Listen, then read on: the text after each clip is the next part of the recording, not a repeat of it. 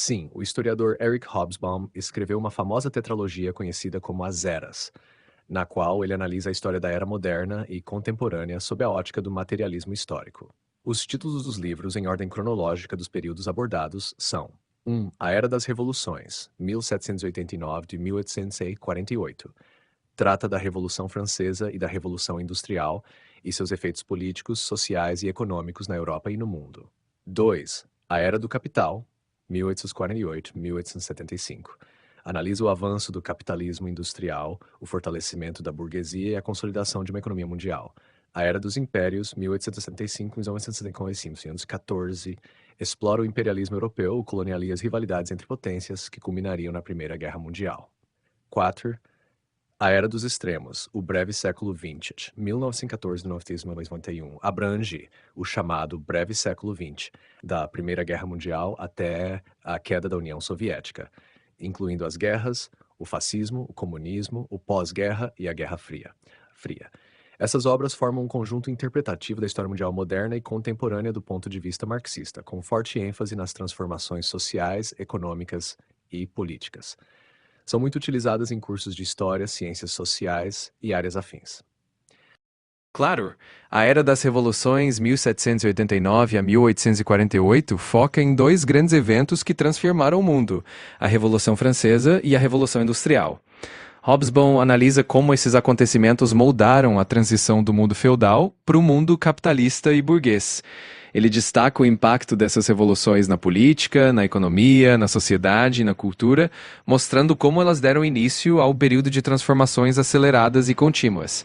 Além disso, o autor explora como esses eventos influenciaram movimentos nacionais, liberais e de independência ao redor do mundo. Hobsbawm analisa a Revolução Industrial como um processo transformador que teve início na Inglaterra e depois se espalhou para outros países.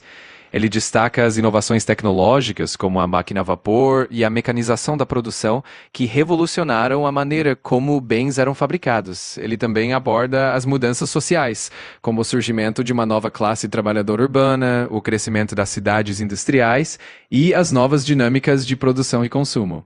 Hobsbawm explora ainda as implicações econômicas e políticas desse processo, como o crescimento do capitalismo e a consolidação de novas relações de poder entre as nações industrializadas e o resto do mundo.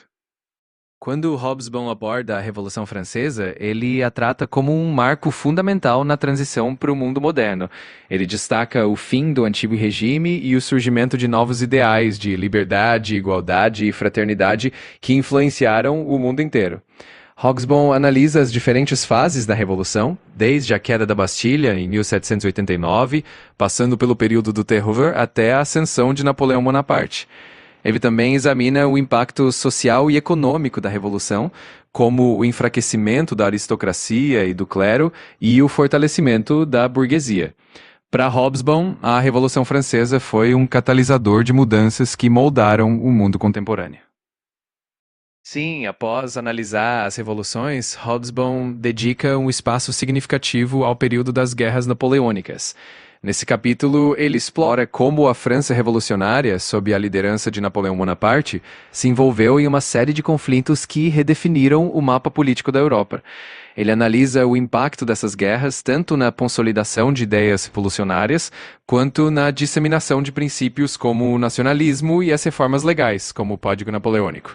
Hobsbawm também destaca como as guerras napoleônicas contribuíram para o enfraquecimento dos antigos impérios e para o surgimento de novos estados-nação, preparando o terreno para as transformações que viriam no século XIX.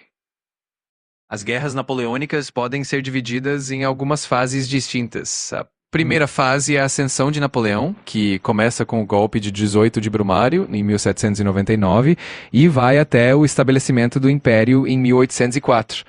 Depois vem a fase de expansão, quando Napoleão conquista grande parte da Europa continental, enfrentando diversas coalizões de países europeus. Em seguida, há o período de declínio, marcado por derrotas importantes, como a campanha fracassada na Rússia em 1812 e a derrota na Batalha de Leipzig em 1813. Finalmente, a fase final culmina com a abdicação de Napoleão, em 1814, seu retorno, no período dos 100 dias, e a derrota definitiva na Batalha de Waterloo, em 1815, que levou ao seu exílio final em Santa Helena. Sim, além das revoluções e das guerras napoleônicas, Hobsbawm também explora a consolidação do capitalismo e o surgimento da classe trabalhadora. Ele analisa as mudanças econômicas e sociais que ocorreram nesse período, como o crescimento das cidades, o desenvolvimento de novas indústrias e a formação de movimentos políticos e sociais, como o liberalismo e o socialismo nascente. Ele também dedica atenção à influência cultural desse período, como a difusão de ideias iluministas e a transformação das mentalidades que pavimentaram o caminho para as mudanças do século XIX.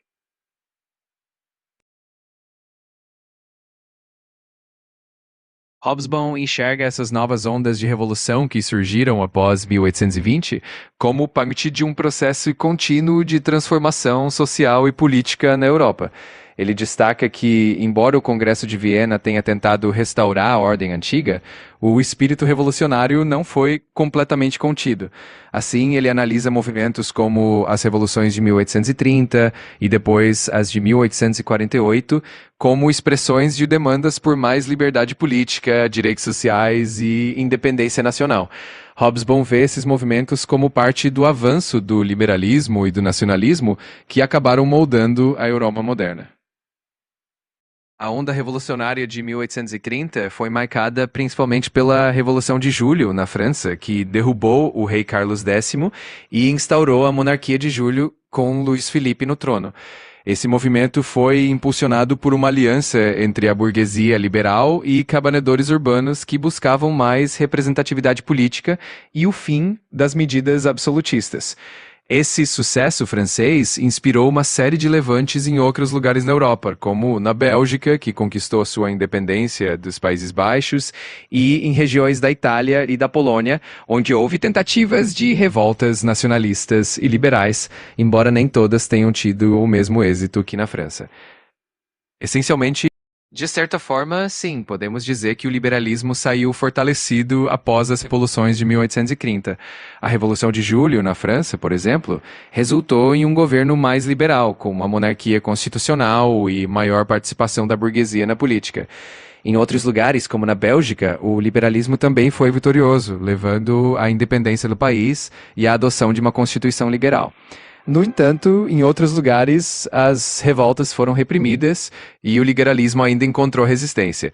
Ou seja, o período de 1830 marcou avanços importantes, mas o liberalismo ainda teria muitos desafios pela frente. Em 1830, alguns dos lugares onde o liberalismo não conseguiu se consolidar de forma duradoura foram, por exemplo, a Polônia, onde a revolta contra o domínio do Império Russo acabou sendo brutalmente reprimida, e a Itália, onde os movimentos nacionalistas e liberais foram contidos pelos poderes conservadores. Em várias regiões da Alemanha, apesar de um forte movimento liberal, os príncipes locais conseguiram manter o controle e impedir mudanças mais profundas. Esses exemplos mostram que, apesar do avanço das ideias liberais, ainda havia uma forte resistência em várias partes da Europa. Exatamente. No primeiro livro da série, Hobsbawm foca principalmente no período entre 1789 e 1848. Então ele termina a análise justamente com a onda revolucionária de 1848, que é conhecida como a Primavera dos Povos. Esse período foi marcado por uma série de revoltas em várias partes da Europa, com demandas por reformas liberais, direitos sociais e independência nacional. Então o livro realmente encerra nesse momento fazendo essa ponte entre a Era das Revoluções e o que viria depois. A Primavera dos Povos é o nome dado à série de revoluções que aconteceram em 1848 em diversos países da Europa. Esse movimento foi impulsionado por uma combinação de fatores, como a crise econômica, a insatisfação popular com governos autoritários e o desejo por mais direitos e liberdades. As revoluções de 1848 ocorreram em países como França, Áustria, Prússia, Itália e muitos outros, e embora nem todas tenham tido sucesso duradouro, elas deixaram um legado importante na luta por reformas políticas e sociais na Europa. A unificação da Itália e da Alemanha ocorreu um pouco mais tarde, após as revoluções de 1848. A unificação da Itália foi um processo que se estendeu até 1871, com o Reino da Itália sendo oficialmente proclamado nesse ano. Já a unificação da Alemanha também se consolidou em 1871, com a proclamação do Império Alemão após a vitória da Prússia na Guerra Franco-Prussiana. Então, embora as revoluções de 1848 tenham plantado algumas das sementes desses processos, a unificação em si aconteceu um pouco mais tarde. No geral, esse primeiro livro do Hobsbawm, A Era das Revoluções, ele é bem abrangente e cobre os principais eventos e transformações entre 1789 e 1848. Além desses temas que você mencionou, ele também se dedica a analisar as mudanças econômicas provocadas pelo capitalismo industrial, o surgimento de novas classes sociais, como a burguesia e o proletariado, e a difusão de ideias que moldaram o mundo moderno, como o liberalismo, o nacionalismo e o socialismo. Então, ele realmente faz um panorama bem completo desse período de intensas transformações. O segundo livro da coleção do Hobsbawm é chamado A Era do Capital, 1848 a 1875. Nesse livro, ele foca no período pós-revoluções de 1848, quando o capitalismo industrial se consolidou de vez. Ele analisa o crescimento econômico acelerado, a expansão dos mercados globais, o surgimento de novas potências industriais e o impacto dessas transformações na sociedade e na política.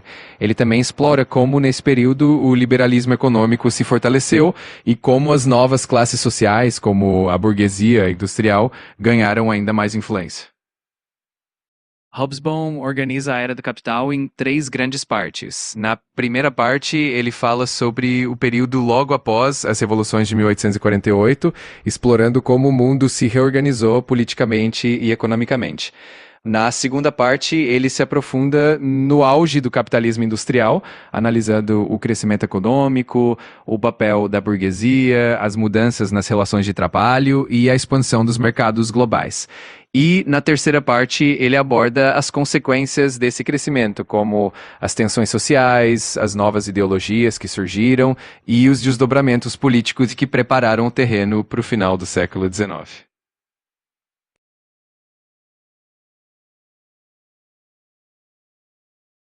Estou sim. Desculpa a demora. Por volta de 1848, a Inglaterra tinha cerca de 18 milhões de habitantes. A região que viria a se tornar a Alemanha tinha em torno de 38 milhões de habitantes, considerando os diversos estados que depois se unificaram. E o Império Russo tinha uma população bem maior, em torno de 70 milhões de habitantes. Se precisar de mais detalhes, é só avisar. Na segunda parte de A Era do Capital, Hobsbawm analisa a consolidação do capitalismo focando no período entre 1848 e 1875.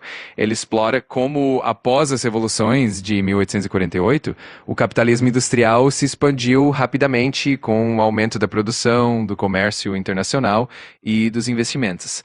Ele também destaca o surgimento de novas instituições financeiras, como bancos e bolsas de valores, que tiveram um papel fundamental nesse processo. Hobsbawm analisa ainda como essa expansão capitalista impactou as relações de classe, com o fortalecimento da burguesia e o aumento da classe trabalhadora, além de abordar as tensões sociais e políticas que surgiram desse contexto. Nesse período, o mundo estava cada vez mais interconectado graças à expansão do capitalismo e ao avanço dos meios de transporte e comunicação. A América do Norte, especialmente os Estados Unidos, estava em pleno crescimento industrial e se tornava uma potência econômica e política cada vez mais influente. A América Latina, por sua vez, estava se integrando ao mercado mundial, principalmente como fornecedora de matérias-primas, como café, açúcar e minérios, e recebia investimentos estrangeiros, especialmente britânicos. A Ásia também estava sendo cada vez mais integrada à economia global, com a Índia sob domínio britânico, servindo como uma importante peça no Império Colonial, e a China passando por uma série de transformações e conflitos, como as guerras do ópio. Esse período realmente marcou o início de uma economia verdadeiramente global, com fluxos de mercadorias, capitais e pessoas conectando todos esses continentes. Além da Inglaterra, várias outras potências europeias estavam ativas na Ásia nesse período. A França, por exemplo, começou a expandir sua presença no Sudeste Asiático, especialmente no Vietnã. A Holanda já tinha uma presença consolidada nas Índias Orientais, que hoje correspondem à Indonésia. A Rússia também expandia sua influência na Ásia Central. E os Estados Unidos, embora ainda não fossem uma potência colonial tradicional na Ásia, já começavam a demonstrar interesse na região, especialmente no comércio com a China e no Pacífico. Então era um cenário bem movimentado, com várias nações buscando expandir sua influência. A industrialização na Ásia nesse período foi bem diferente do que aconteceu na Europa ou na América do Norte. A Índia, por exemplo, não passou por uma industrialização forte naquela época, porque ela estava sob domínio britânico e a economia era mais voltada para fornecer matérias-primas para a metrópole, enquanto os produtos manufaturados vinham da Inglaterra. Já o Japão, um pouco mais tarde, na segunda metade do século XIX, iniciou um processo de modernização e industrialização bem intenso durante a era Meiji. Mas, de forma geral, a industrialização na Ásia naquele momento ainda era bem limitada e controlada pelas potências coloniais. Hobsbawm também destaca nesse processo de consolidação do capitalismo o papel das novas ideologias que surgiram ou se fortaleceram nesse período, o liberalismo e o nacionalismo. Ele analisa como essas ideias influenciaram as políticas dos estados e as relações entre as nações. Ele também ressalta a crescente urbanização, com as cidades se tornando centros industriais, e o surgimento de novos movimentos sociais, como o movimento operário, que começou a se organizar em busca de melhores condições de trabalho e de direitos. Em resumo, ele mostra como o capitalismo não foi apenas um fenômeno econômico, mas também cultural, social e político. Sim, exatamente. Nesse período do século XIX, a urbanização realmente se intensificou de uma forma muito acelerada. Com a Revolução Industrial, as cidades cresceram de maneira vertiginosa, tanto em população quanto em extensão.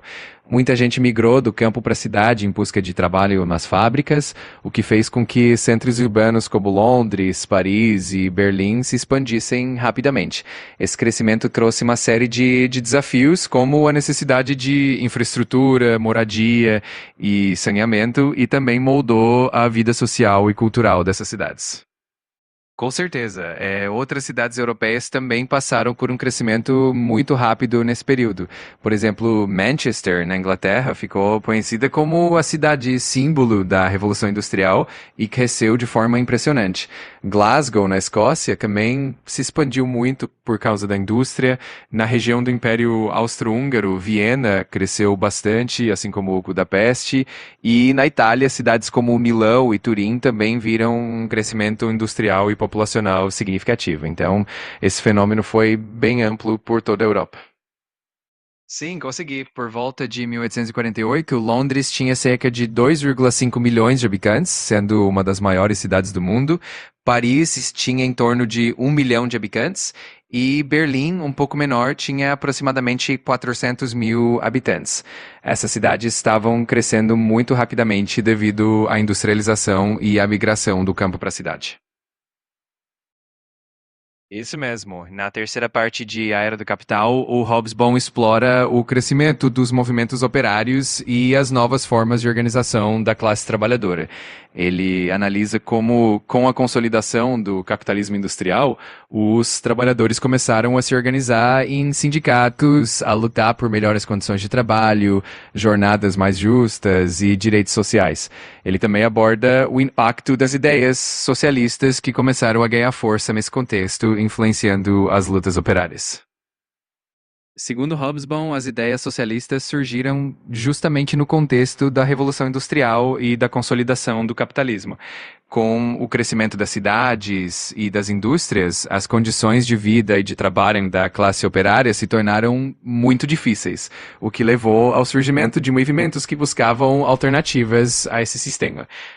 Pensadores como Karl Marx e Friedrich Engels, por exemplo, analisaram essas desigualdades e propuseram um sistema onde os meios de produção fossem coletivos, buscando uma sociedade mais igualitária.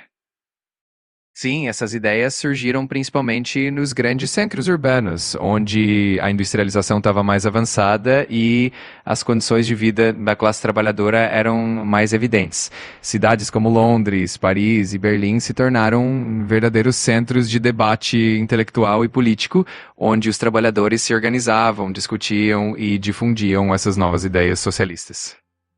Exatamente, esses espaços de discussão e organização muitas vezes se manifestavam em formas de comunas ou associações de trabalhadores, onde eles podiam trocar ideias, planejar ações coletivas e se apoiar mutuamente. Um exemplo bem conhecido é a Comuna de Paris, em 1871, que foi uma experiência de autogoverno popular e que inspirou muitos movimentos operários e socialistas ao redor do mundo. A Comuna de Paris foi realmente uma experiência de sociedade alternativa. Ela surgiu em 1871, depois que Paris foi cercada durante a Guerra Franco-Prussiana. Quando o governo francês se retirou, os próprios cidadãos de Paris assumiram o controle da cidade e tentaram implementar uma série de reformas progressistas. Eles buscavam mais igualdade social, autogestão e democracia direta. Na prática, a Comuna instituiu medidas como a separação entre igreja e Estado, a autogestão das fábricas abandonadas e uma série de direitos trabalhistas. A Comuna durou cerca de 2 meses, mas deixou um legado muito forte para os movimentos socialistas e operários no mundo todo. Sim, com certeza. Além do socialismo científico de Marx e Engels, houve outras vertentes importantes. O anarquismo, por exemplo, teve grande influência com pensadores como Mikhail Bakunin e Pierre-Joseph Proudhon, que defendiam a abolição do Estado e a organização da sociedade de forma horizontal. Havia também o socialismo utópico, com figuras como Charles Fourier e Robert Owen, que imaginavam comunidades ideais e cooperativas. Essas diferentes correntes contribuíram para um debate bem rico e plural dentro do movimento operário da época. Claro, a Era dos Impérios é geralmente dividida em algumas partes temáticas. A primeira parte foca no imperialismo. O terceiro livro da série do Hobsbawm é chamado A Era dos Impérios, e ele cobre o período de 1875 a 1914. Nesse livro, ele analisa o apogeu do imperialismo europeu, a expansão colonial e como as grandes potências dividiram o mundo entre si. Ele também explora o desenvolvimento do capitalismo em sua fase mais avançada, o surgimento de novas tensões entre as potências e as transformações sociais e culturais que marcaram o período. É uma obra bem interessante para entender as dinâmicas que antecederam a Primeira Guerra Mundial.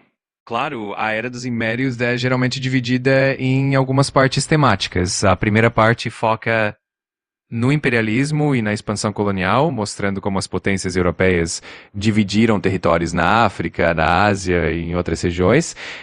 A segunda parte aborda o desenvolvimento econômico e as transformações do capitalismo nesse período, incluindo o crescimento industrial e as novas tecnologias. E a terceira parte costuma se concentrar nas tensões políticas e sociais que acabaram culminando no início da Primeira Guerra Mundial. Assim, o livro traça um panorama bem completo desse período de grandes transformações. Na primeira parte de A Era dos Impérios, o Hobsbawm apresenta o cenário do imperialismo europeu, mostrando como as grandes potências estavam em uma corrida pela expansão territorial e pela conquista de colônias. Ele detalha como a África foi praticamente toda dividida entre países europeus em um curto espaço de tempo e como a Ásia também foi alvo dessa expansão imperialista. Ele analisa as motivações por trás disso, que envolviam tanto interesses econômicos quanto políticos e estratégicos, e como essa disputa entre as potências acabou criando tensões internacionais que influenciariam todo o início do século XX. Sim, exatamente. No período que o Hobsbawm descreve, que vai do final do século XIX até o início do século XX, a Alemanha já estava unificada desde 1881 e se tornou uma potência industrial e militar muito forte. A Itália também já havia completado o seu processo de unificação e, além da Alemanha e da Itália, a Grã-Bretanha e a França continuavam sendo grandes potências coloniais, assim como a Rússia, que também tinha um vasto império. Nesse cenário também vale destacar o papel dos Estados Unidos e do Japão, que estavam emergindo como potências e começando a influenciar a geopolítica mundial.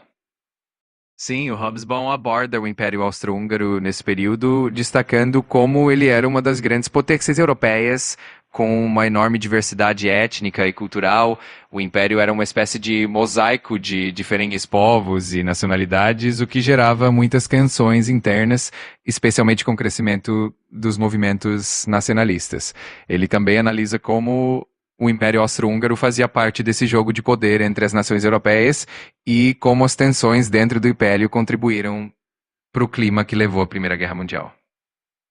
Com certeza, a expansão imperialista foi muito facilitada pelos avanços tecnológicos da época. Os navios a vapor, por exemplo, tornaram as viagens muito mais rápidas e eficientes, permitindo que as potências europeias alcançassem territórios distantes com mais facilidade. Além disso, as ferrovias foram essenciais para o transporte rápido de recursos e de tropas dentro dos territórios coloniais. A tecnologia militar, como armas de repetição e metralhadoras, também deu uma vantagem enorme para as potências europeias em relação aos povos colonizados.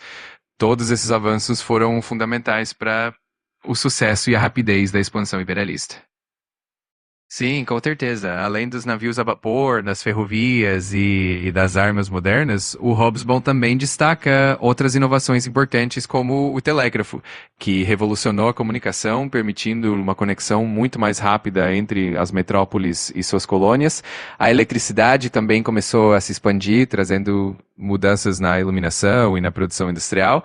E, claro, o desenvolvimento de novos métodos de produção, como o aço em larga escala, que foi fundamental para a construção de infraestruturas cada vez mais sofisticadas.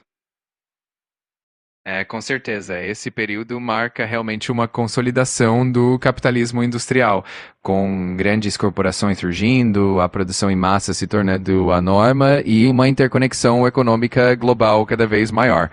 As potências industrializadas não só aumentaram sua capacidade de produção, mas também criaram mercados globais, expandindo suas influências e consolidando o capitalismo como o sistema econômico dominante. Isso tudo, claro, também trouxe novos desafios a tensões sociais e políticas. Exatamente. Na terceira parte do livro, o Hobsbawm explora essas tensões políticas, sociais e econômicas que foram se intensificando no final do século XIX e início do século XX. Ele mostra como essas rivalidades entre as potências, os movimentos nacionalistas, as disputas por colônias e os conflitos sociais internos acabaram criando um clima de instabilidade que culminou na Primeira Guerra Mundial.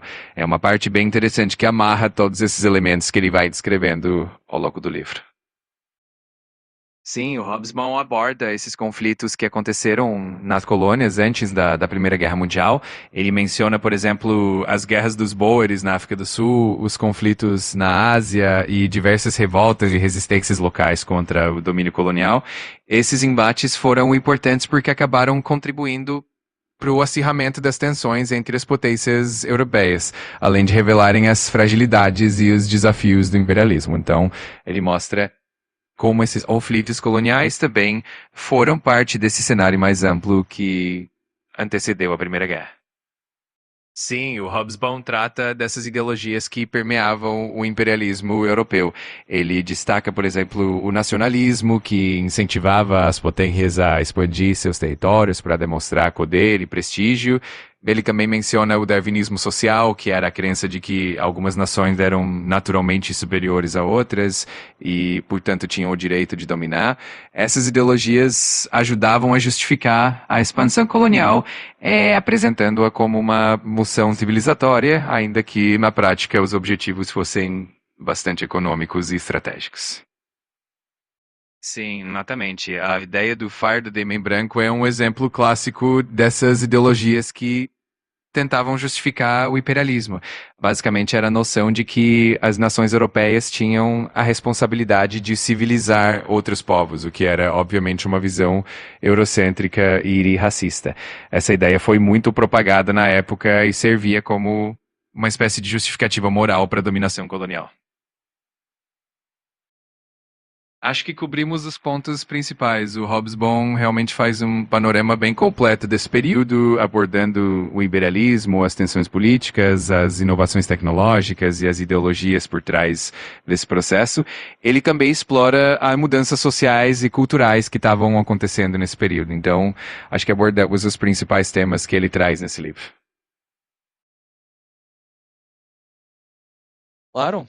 A Era dos Extremos, do historiador Eric Hobsbawm, é um livro que traça um panorama do que ele chama de curto século XX, indo de 1914 a 1991.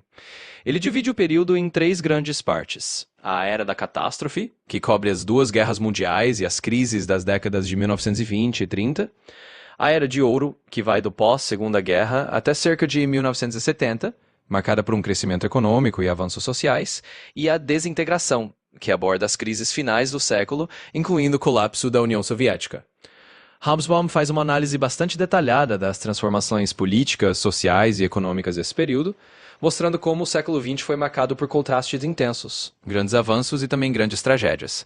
Ele também discute o papel das ideologias, os conflitos entre capitalismo e socialismo e os desafios que emergiram desse período para o mundo contemporâneo. Em resumo, o livro é uma espécie de síntese histórica do século XX, feito com um olhar crítico e abrangente que é característico do Hobsbawm. Claro, na parte que o Hobsbawm chama de Era da Catástrofe, ele se concentra no período que vai basicamente de 1914 a 1945. Ele descreve esses anos como um período de crises profundas e conflitos destrutivos que abalaram a ordem mundial. Ele começa analisando a Primeira Guerra Mundial, que ele vê como um evento absolutamente transformador e trágico, não apenas pelas perdas humanas, mas porque desestabilizou antigos impérios, acendeu revoluções, como a Rússia de 1917, e deixou cicatrizes profundas nas sociedades. Depois ele passa pela instabilidade do entre-guerras, marcada pela Grande Depressão e pela ascensão de regimes totalitários, especialmente o nazifascismo na Europa. Ele destaca como essas décadas foram um período de extrema tensão, onde as democracias liberais foram fortemente desafiadas e onde o mundo caminhou, de certa forma, para o que ele considera um verdadeiro colapso da ordem global. Por fim, ele trata da Segunda Guerra Mundial, como o ápice dessa era de catástrofe, um conflito ainda mais destrutivo que reconfigurou completamente o mapa político e social do mundo. Em suma, essa primeira parte do livro é um mergulho nesses anos turbulentos, com a visão do Hobsbawm sobre como essas crises moldaram o século XX. Com certeza. O Hobsbawm já tinha explorado a Europa desse período em livros anteriores, especialmente na sua trilogia sobre o longo século XIX.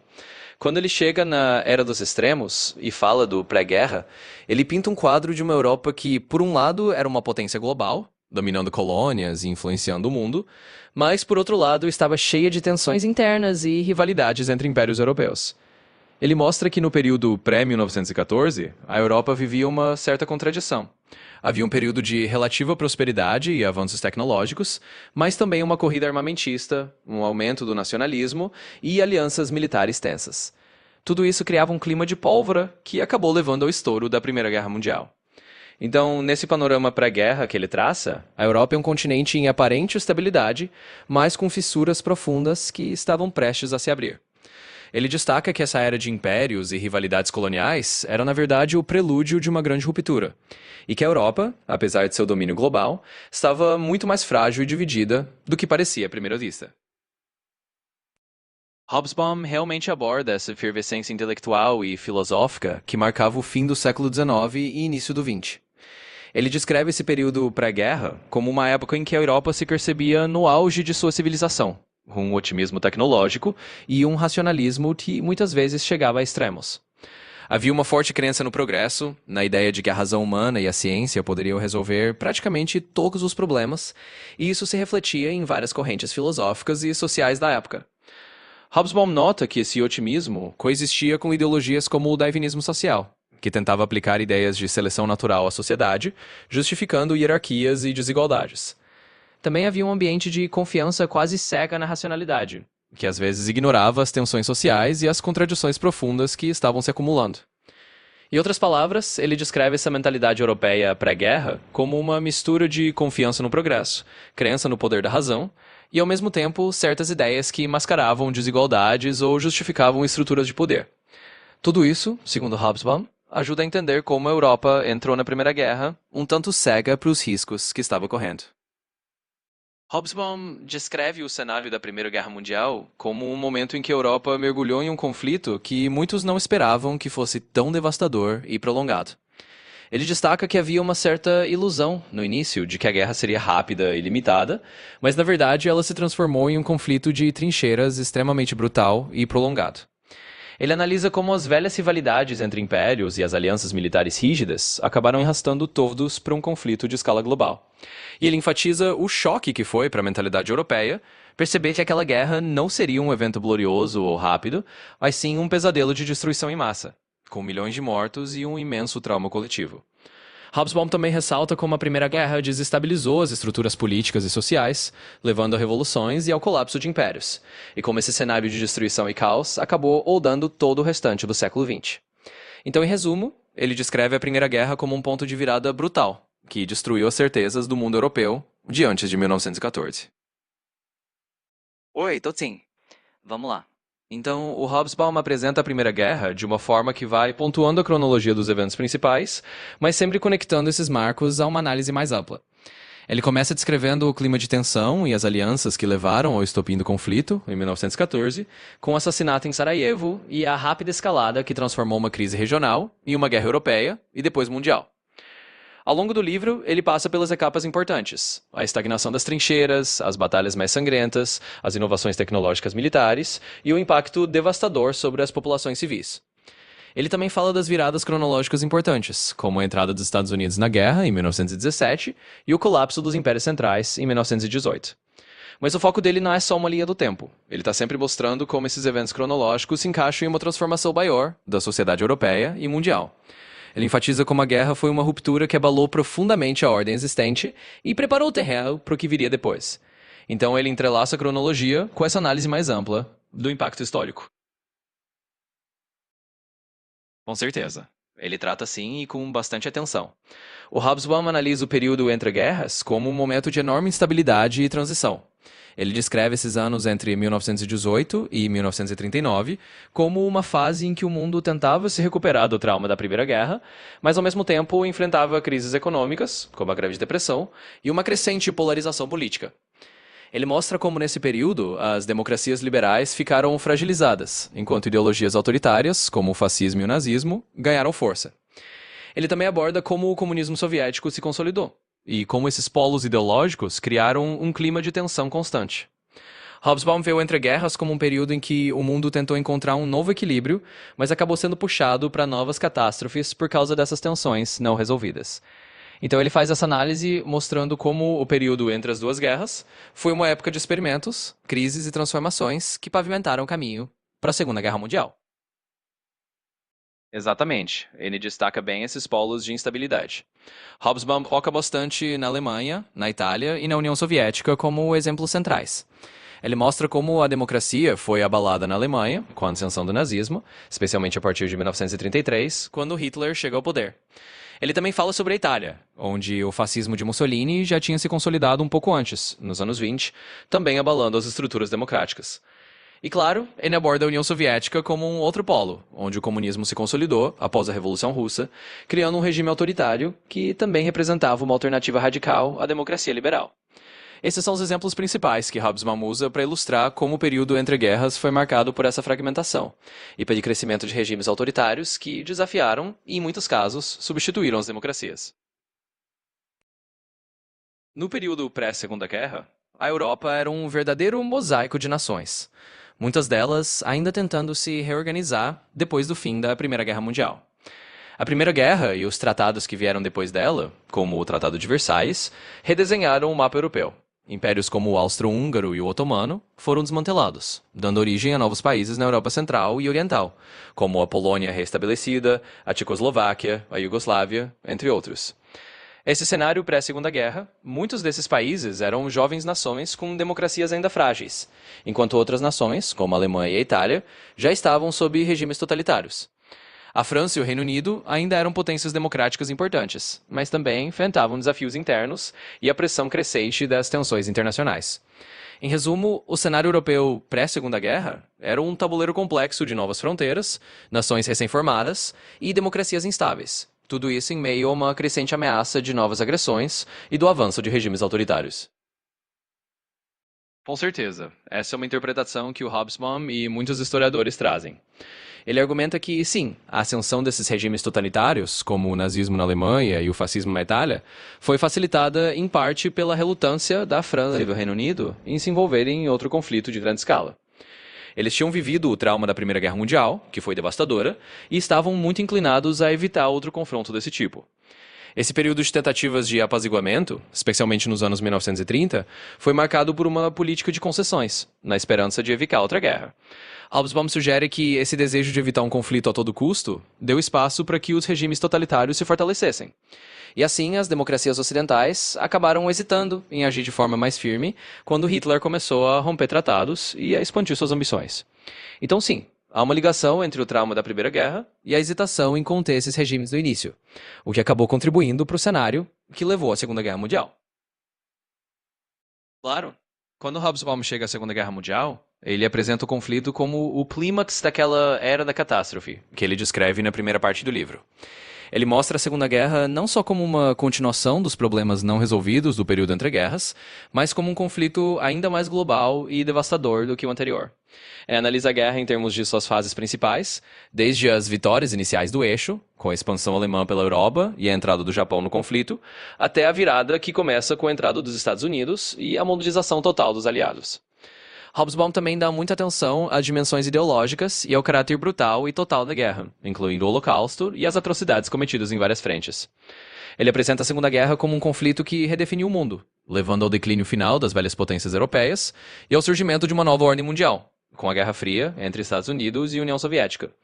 Em suma, ele trata a Segunda Guerra como o ápice dessa era turbulenta e como um evento que transformou definitivamente o século XX. Hobsbawm conclui essa primeira parte, a Era da Catástrofe, sintetizando a ideia de que o período de 1914 a 1945 foi uma era de crise quase ininterrupta, que desmanchou as certezas do velho mundo europeu e levou a uma transformação profunda na ordem global.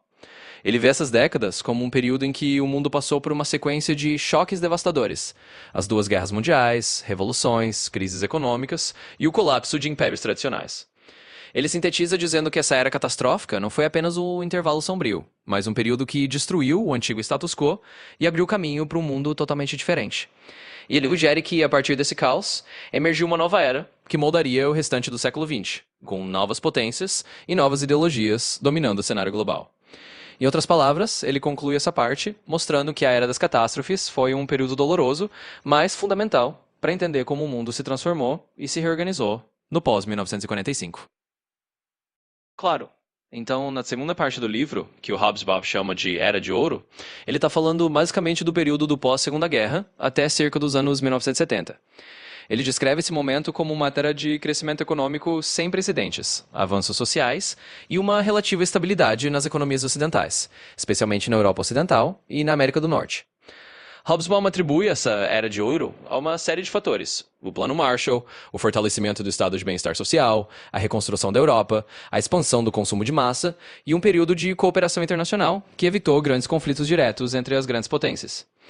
Ele nota que essa foi uma época em que muitas pessoas experimentaram um aumento no padrão de vida e uma confiança geral do progresso. Em resumo, para o Hobsbawm, a Era de Ouro é esse período de prosperidade e otimismo, que contrasta fortemente com a Era de Catástrofes que veio antes. E ele também sugere que esse período acabou, por volta dos anos 1970, quando novas crises começaram a surgir. Sim, o Hobsbawm reconhece que a Era de Ouro não beneficiou apenas um ou outro país, mas foi, de certa forma, um fenômeno mais amplo que alcançou boa parte do mundo ocidental e até mesmo o Japão. Ele aponta que a Europa Ocidental, reconstruída com a ajuda dos Estados Unidos, viveu um período de crescimento econômico acelerado, aumento do bem-estar social e estabilidade política. Os Estados Unidos, por sua vez, viveram um boom econômico e se consolidaram como uma superpotência. E o Japão, apesar de derrotado na guerra, também passou por um período de rápido crescimento e modernização, o chamado milagre econômico japonês. No entanto, Hobsbawm também faz questão de apontar que essa era dourada não foi igualmente sentida em todas as partes do mundo. Os países em desenvolvimento, especialmente fora do eixo ocidental, não experimentaram o mesmo nível de prosperidade e muitas vezes enfrentaram desafios distintos, como descolonização, conflitos regionais e desigualdades persistentes. Mas, em termos gerais, ele apresenta a Era de Ouro como um período de crescimento e otimismo que beneficiou principalmente os países industrializados do pós-guerra. Exatamente.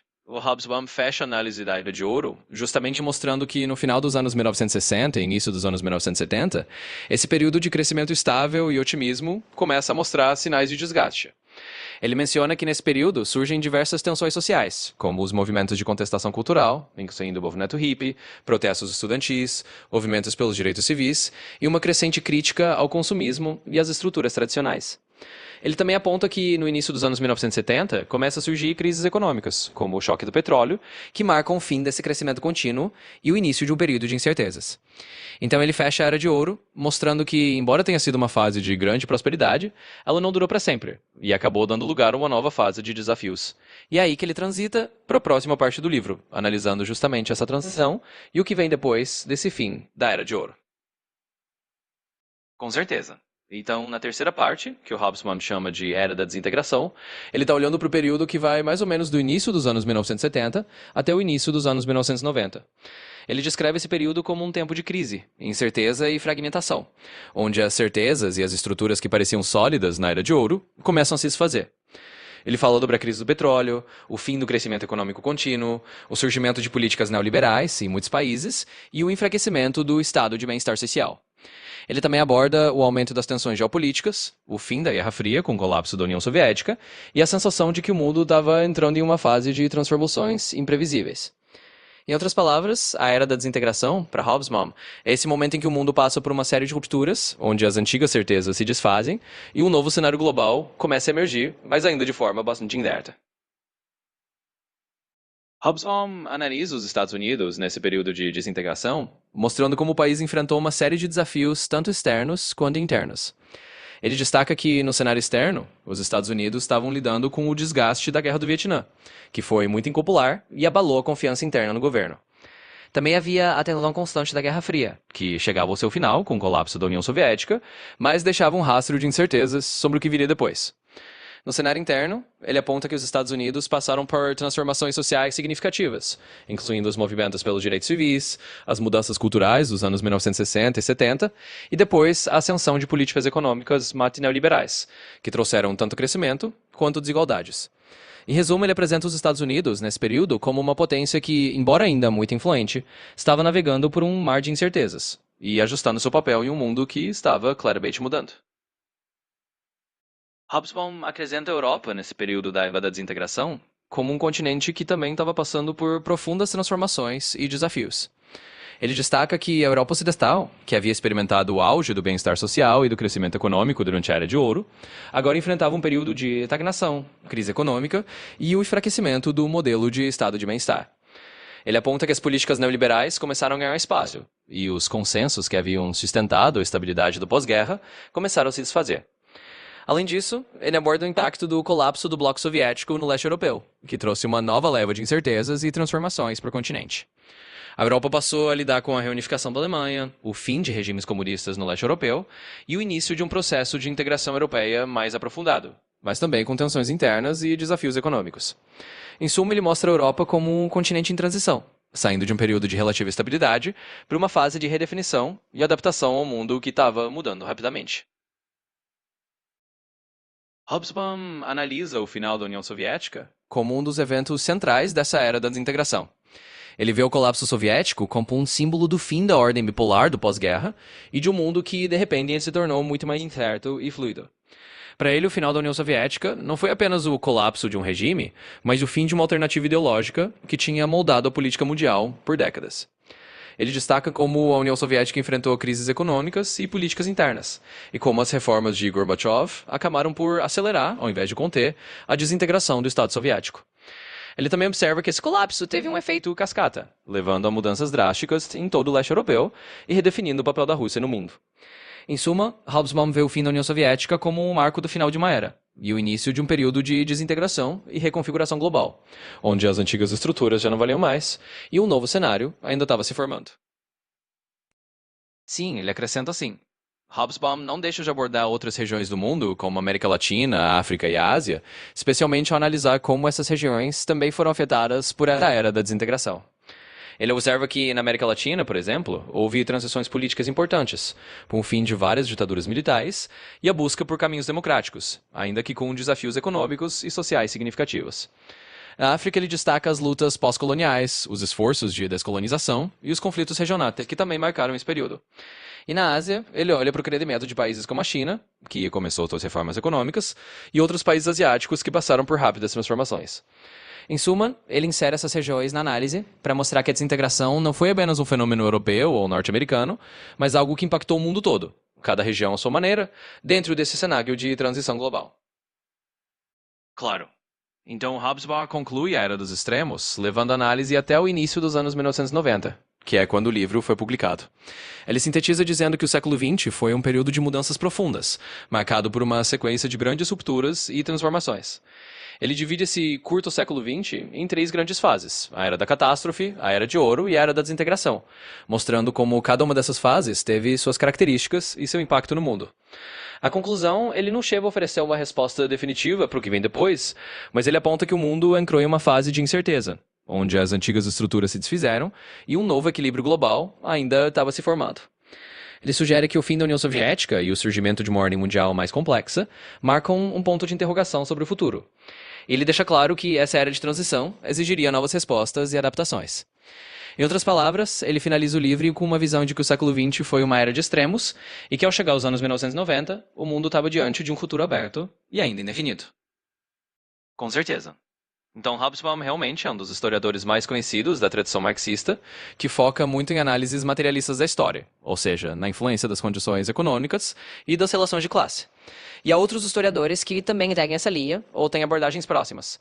Por exemplo, você tem o Barry Anderson, que é um historiador britânico, conhecido por suas análises marxistas sobre a história europeia e mundial, especialmente no contexto da política e da economia. Outro exemplo é o E.P. Thompson, que foi um historiador marxista britânico muito influente, conhecido pelo seu trabalho sobre a classe trabalhadora inglesa e pelo foco nas experiências vividas pelas pessoas comuns. Além deles, você tem nomes como o Giovanni Arrighi, que analisou a economia global a partir de uma perspectiva histórica e materialista, e Manuel Wallerstein, que desenvolveu a teoria dos sistemas mundo, também influenciado por uma abordagem materialista.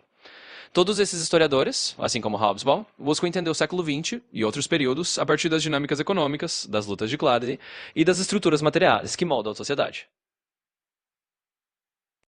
Com certeza.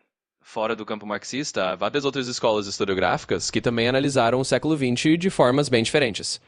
Por exemplo, a Escola dos Análises, que surgiu na França, trouxe uma perspectiva mais focada em estruturas de longa duração, cultura e mentalidades. Historiadores como Fernand Braudel analisaram o século XX dentro de um contexto mais amplo, olhando para o tempo longo e as estruturas profundas da sociedade. Também temos a história cultural, que ganhou muita força, com historiadores como Natalie Zemon Davis e Peter Burke, que exploraram as transformações culturais e sociais do século XX, muitas vezes com menos ênfase na economia e mais na cultura, na vida cotidiana e nas representações simbólicas. Outro nome importante é Tony Judd, que não era marxista, mas escreveu amplamente sobre a história da Europa no século XX, analisando as mudanças políticas e sociais a partir de uma perspectiva mais trivial. E claro, há muitos historiadores que trabalharam com história global, ou história transnacional, olhando para o século XX a partir de conexões entre diferentes partes do mundo, sem necessariamente adotar um viés marxista. Então, há uma gama bem diversa de historiadores e escolas que analisaram o século XX de muitas perspectivas diferentes. Com certeza. Sim, no começo do século XXI, a historiografia continuou a se diversificar, e há vários historiadores e obras que têm tido bastante influência nas universidades. Por exemplo, um nome bastante conhecido é o de Taghi Judd, que já foi mencionado, e seu livro Pós-Guerra é uma referência para entender a Europa depois de 1945. Outro nome relevante é o de Mark Mazower, que escreveu bastante sobre a história europeia do século XX e sobre o mundo contemporâneo de uma forma global. Há também historiadores como Niall Ferguson, que traz uma perspectiva mais voltada para a história econômica e para o papel do império e do capitalismo no século XX. E também temos obras que olham para a história global de maneira integrada, como as de Jürgen Osterhammel, que escreveu um livro chamado A Transformação do Mundo, analisando o século XIX e XX de uma perspectiva global. Esses são alguns exemplos de historiadores que hoje têm bastante influência, cada um trazendo abordagens diferentes para entender o século XX e suas continuidades no século XXI. Com certeza. Vamos lá. Para você ter uma visão do século XX, a partir de abordagens bem variadas e com livros mais recentes, escritos já no século XXI, eu posso sugerir os seguintes títulos.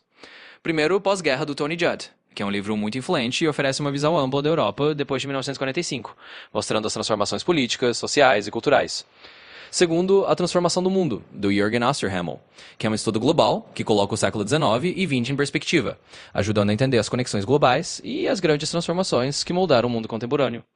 Terceiro, O Século XX e a História, do Giovanni Arrighi, que analisa o século XX a partir de uma perspectiva de longa duração do capitalismo e das mudanças econômicas globais. Quarto, A Era dos Extremos, do próprio Eric Hobsbawm, mesmo sendo um pouco anterior, é uma leitura fundamental e continua muito relevante para entender o século XX sob uma ótica marxista. Quinto, Globalização e História, do Jürgen Osterhammel e Niels P. Peterson, que examina o século XX através do prisma da globalização, trazendo uma perspectiva mais contemporânea e integrada. Esses livros devem te dar um bom panorama, a partir de diferentes ângulos, para entender o século XX de uma forma bem atual. Claro, vamos lá. Para ter uma visão do século XX em outras regiões, posso sugerir alguns títulos bem interessantes. Para a África, um livro muito recomendado é África desde 1940, A História de um Continente, do Frederick Cooper. Ele oferece uma análise abrangente da história africana no século XX, com foco nos processos de descolonização e nas dinâmicas internas do continente. Para a Ásia, uma excelente obra é Ásia, Uma Nova História, do Rhodes Murphy. Esse livro oferece um panorama amplo das transformações asiáticas ao longo do século XX, incluindo o impacto das guerras, os movimentos de independência e o crescimento econômico. E para a América Latina, uma ótima escolha é As Veias Abertas da América Latina, do Eduardo Galeano. Embora tenha sido publicado no final do século XX, continua extremamente influente e oferece uma leitura crítica e envolvente sobre a história da América Latina e suas dinâmicas socioeconômicas no século passado. Esses livros vão te dar uma visão sólida e diversificada dessas regiões durante o século XX.